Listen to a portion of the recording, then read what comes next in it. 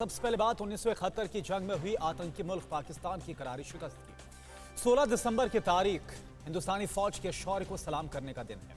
देश के प्रधान सेवक से लेकर आम आदमी तक ने विजय दिवस के मौके पर देश के वीर जवानों को नमन किया। दिल्ली से लेकर ढाका तक विजय गाथा जोश भरती नजर आई।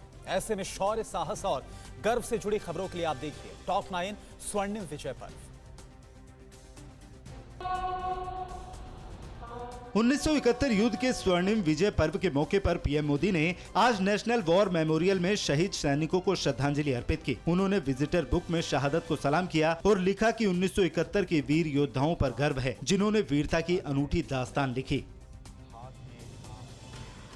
वॉर मेमोरियल में शहीदों को श्रद्धांजलि अर्पित करने के बाद राजनाथ सिंह ने कहा कि 1971 का युद्ध भारत के सैन्य इतिहास का स्वर्णिम अध्याय है। देश को अपने सशस्त्र बलों और उनकी उपलब्धियों पर गर्व है।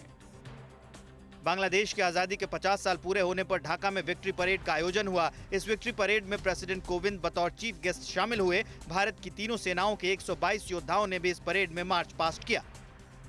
ढाका में राष्ट्रपति कोविंद ने 1971 के युद्ध में भारत बांग्लादेश की फौज के संयुक्त बलिदान को याद किया। उन्होंने बांग्लादेश के राष्ट्रपति अब्दुल हामिद को उस युद्ध के दौरान इस्तेमाल किए गए MiG-21 विमान का मॉडल भेंट किया। जम्मू कश्मीर के एलजी मनोज सिन्हा ने कहा है कि जरूरत पड़ी तो 1971 जैसे युद्ध को दोहराने में देश की सेना सक्षम है। उन्होंने आतंकी फैक्ट्री चलाने वाले पाकिस्तान को मानवता का सबसे बड़ा दुश्मन बताया और कहा कि पाकिस्तान की कोई भी साजिश कामयाब नहीं होने देंगे। हरियाणा के गृह मंत्री अनिल विज ने 1971 के युद्ध पर कहा है कि सैनिकों की जीती हुई जंग हम शिमला एग्रीमेंट की टेबल पर हार गए। उस वक्त 93,000 युद्धबंदी थे। इसकी एवज में पीओके लिया जा सकता था। ये बहुत बड़ी भूल थी जिसे देश आज तक भुगत रहा है।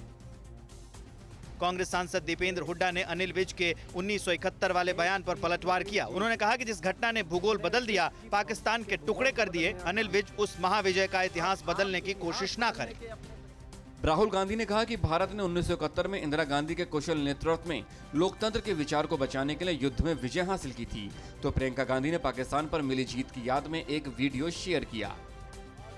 कांग्रेस नेता मल्लिकार्जुन खड़गे ने कहा कि स्वर्णिम विजय पर्व पर इंदिरा गांधी को भुला दिया गया। खड़गे के मुताबिक बांग्लादेश के नेता भी इंदिरा गांधी के योगदान को याद करते हैं। उन्होंने आरोप लगाया कि इस पर संसद में भी बोलने से रोका गया।